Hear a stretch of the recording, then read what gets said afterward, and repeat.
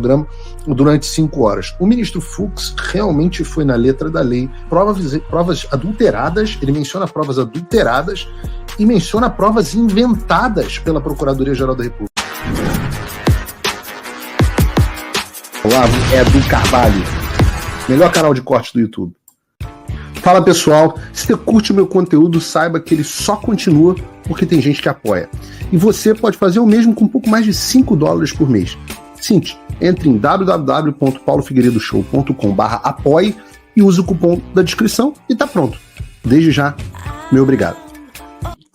Uma questão que a gente viu o Fux abordar, João, e a audiência do Paulo Figueiredo Show não sabe que o João também é doutor, João, né, João? Exato. Eu não sou também médico, é doutor, ainda, também é advogado. Eu sou doutor. Eu vou aproveitar aqui a sua expertise, porque uma das questões que o Fux apontou foi a questão da individualização das condutas. E isso foi uma parte muito impressionante para mim do julgamento, né, João? As pessoas estavam sendo acusadas, e nós trouxemos isso aqui no Paulo Figueiredo Show. O voto do Alexandre de Moraes não tem individualização de conduta nenhuma. Ele pega o apanhado, amarra um monte de coisa no barbante e faz uma condenação, digamos assim, pelo conjunto da obra. O ministro Fux, na forma que ele constrói o voto dele, né, ele diz que você não pode utilizar um contexto multitudinário em responsabilidade solidária penal, que nessa linguagem aí que essas pessoas, esse idioma interessante que essas pessoas falam, basicamente significa que você não pode amarrar tudo num barbante e julgar e culpar alguém pelo conjunto da obra, que foi o caso do presidente Bolsonaro. A minha pergunta para você reparou essa diferença? O ministro Fux fazendo, e fica à vontade para entrar comentando, o ministro Fux fazendo, o voto dele foi tão longo justamente porque ele foi réu a réu, imputação criminal por imputação criminal, e destruiu fato a fato dessa farsa que foi criada. Não, com certeza. Um dos princípios mais importantes do direito penal é que tanto a pena quanto os crimes sejam individualizados. Você não pode pegar 3 indivíduos que cometeram um mesmo crime e se um deles cometeu mais um ou outro, você imputar a todos os outros os crimes cometidos por aquela pessoa. Então, tem casos muito tristes sobre isso em julgamento no Supremo Tribunal Federal. O próprio caso da Débora, né? Uma Sim. das agravantes no caso da Débora é o emprego de arma de fogo, só que não foi encontrado nenhuma arma de fogo com a Débora. Então, meu Deus do céu, como é que ela pode ser condenada por uma conduta que ela não teve? Mesmo caso, pasmem, no caso do Bolsonaro, né, eu vi que pouca gente prestou atenção a isso, mas também existia esse agravante do emprego de arma de fogo, que foi tratado pelo ministro Luiz Fux ontem, no julgamento do Jair Bolsonaro. Só que, se você pega o caso... porque ele faz assim, ó. Autos, não tem arma de fogo. Não, mas ele faz assim direto. Esse negócio de fazer essa pose da arminha, é isso aí. É verdade, né? A arma de fogo é aqui, né? O problema é que você virar arma de fogo, assim. Vira o L, né? Aí não pode. O L é que o sujeito é tão burro que ele dá um tiro na própria boca. Exato, mas não foi encontrado nenhuma arma de fogo com o presidente Bolsonaro, então como pode ser o caso de se aplicar uma agravante ao presidente se não houve arma? E isso no direito penal é uma proibição que se chama proibição de analogia in mala partem, né?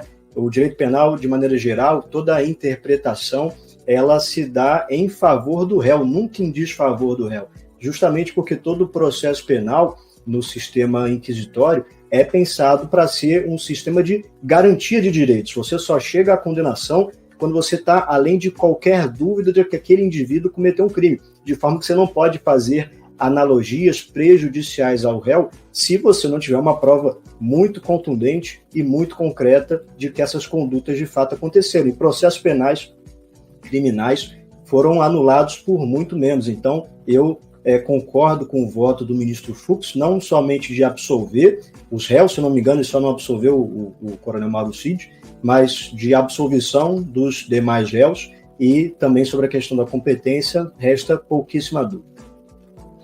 Agora, um ponto aqui, honestamente, isso não está no nosso script, mas aqui um bate-papo para a gente fazer, foi que muita gente criticou o ministro Fux porque ele, nessa questão da incompetência de foro, que a gente explicou aqui no início do programa, que eu acho que eu entendi bem, né, João? A incompetência de foro significa que aquele tribunal não era o tribunal correto para julgar o presidente Bolsonaro. Eu não entendi nada do que a doutora falou, mas acho que é mais ou menos isso, né? Aquele tribunal não era o tribunal... É uma questão muito técnica, né, do direito, e por isso, no linguajar mais jurídico, é difícil mesmo de quem não tem uma formação nesse sentido entender, só que, basicamente, o que quer dizer existe um princípio que é o princípio do juiz natural, que foi o princípio invocado pelo ministro Fux no dia de ontem. E você tem dois tipos de competência, né? Competência absoluta e relativa. A absoluta é tão séria que ela tem que ser arguida de ofício, inclusive pelo próprio juiz. Então, não é uma coisa que pode ser derrogada, não é uma coisa que pode ser tratada no processo, o processo chegar ao fim, condenação, trânsito julgado e nada acontece. Não, a incompetência absoluta do foro e do juízo faz com que, de fato, o processo seja anulado desde, no caso dos réus do golpe da Disney, desde o recebimento da denúncia. Então, o que quer dizer o ministro Fux é que o Supremo Tribunal Federal tinha um entendimento. E a gente viu aqui que as analogias no direito penal não podem ser aplicadas em desfavor do réu. Quando os supostos crimes que eles apontam, que o pseudo-juiz Alexandre de Moraes e o Paulo Gonet apontam na denúncia, ocorreram, o entendimento do Supremo Tribunal Federal é de que eles não poderiam ser julgados no Supremo. Então, de maneira posterior, vem o Supremo Tribunal Federal, muda o seu próprio entendimento e joga todos esses processos para serem julgados, não pelo plenário do Supremo Tribunal Federal, como também levantou o ministro Fux, mas pela primeira turma do Supremo. A primeira turma do Supremo é composta um ex-advogado do presidente Lula, ministro Cristiano Zanin. 2, um ex-ministro da Justiça do presidente Lula, Flávio Dino. Que tem uma ação, inclusive, penal, move uma ação de... deu declarações muito contundentes contra o Bolsonaro, se não me engano, ele disse até que Bolsonaro era, se tivesse que se alinhar, se aliaria a Satanás, algo nesse sentido, mas o direito penal também é muito claro que quando o juiz é inimigo pessoal da pessoa que está julgando, deve se declarar suspeito, não pode haver julgamento por parte de uma pessoa que tem pensamentos e problemas pessoais contra o réu. E aí, o ministro Alexandre, não precisa nem falar, né, a relação dele com o Bolsonaro. Sobram dois, Carmen Lúcia e o ministro Luiz Fux. Então, não somente é um absurdo esse processo estar sendo julgado no Supremo Tribunal Federal, como é um absurdo, pior ainda, estar sendo julgado não no plenário, pela integridade dos ministros que compõem a corte, mas sim pela primeira turma, que é composta de uma série de desafetos do presidente Bolsonaro. Agora, eu reparei também que uma das coisas que o ministro Fux chamou a atenção e para a qual eu nunca havia me atentado e vi pouca gente comentar sobre isso, é que eles fazem acusações de conduta do presidente Bolsonaro que teriam começado, se eu não me engano, desde 2021 e enquadram e julgam essas condutas de acordo com uma nova lei que foi aprovada em 2022.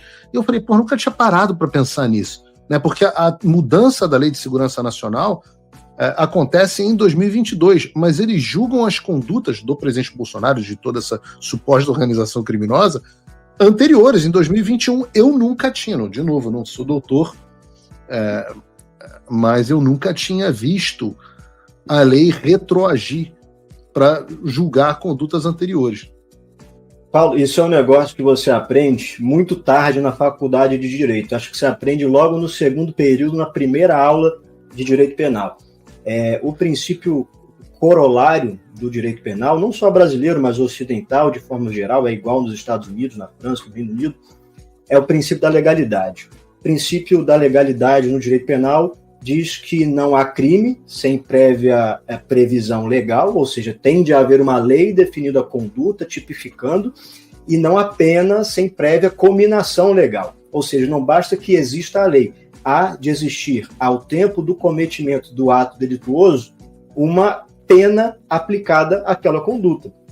Por isso mesmo, no direito penal, existe um outro princípio que diz que a lei não poderá retroagir em desfavor do réu. A única hipótese em que a lei penal pode retroagir é quando é para beneficiar o réu. Então, o que a gente vê é que o voto do ministro Luiz Fux é o voto de um juiz que está preocupado com a lei, preocupado com a Constituição que eles juraram defender no Supremo Tribunal Federal. Os outros votos já parecem mais votos de opiniões pessoais, de militância política, já não se parecem nem um pouco com os ensinamentos que nós aprendemos nas salas de direito.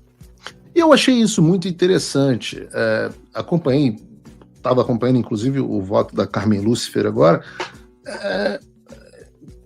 De um modo geral, o voto do Flávio Dino teve 1h30, foi basicamente um discurso político. O voto do Alexandre de Moraes, eu não vi nenhum apelo à lei, nenhum apelo a grandes juristas, nenhum apelo à jurisprudência, nada disso. Fez um discurso político de narrativa, poderia estar, que é a repetição do que ele faz durante muito tempo, a gente comentou isso aqui no... Fala pessoal, tá gostando desse vídeo? Não esqueça de deixar o seu like e se inscrever no canal Olavo Edu Carvalho para receber notícias quentíssimas todos os dias. Isso ajuda demais o nosso trabalho e o YouTube irá recomendar para mais pessoas.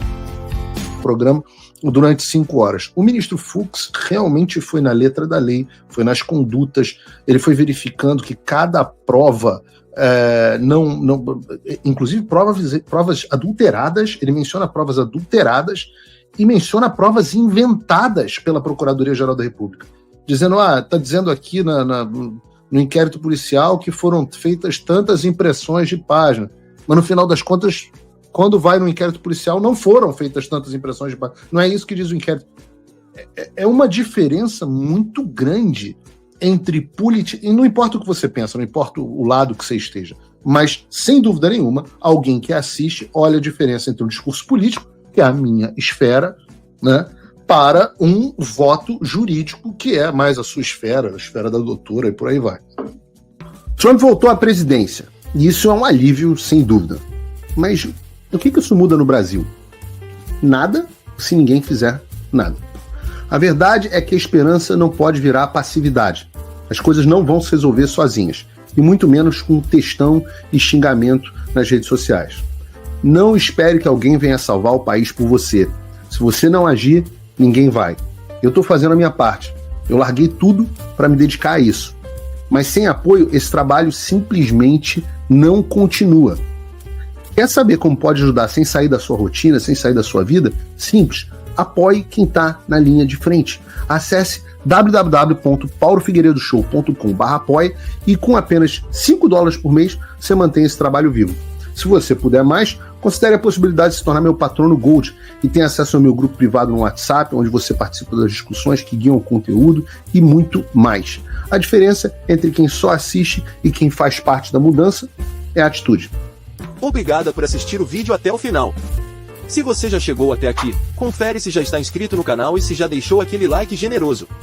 Estamos quase chegando a 1 milhão de inscritos e a sua ajuda é muito importante para levar o canal Olavo Edu Carvalho mais longe. Até o próximo vídeo, meus amigos. E neste momento é muito fácil aos defensores do plano alegar isso é uma teoria da conspiração.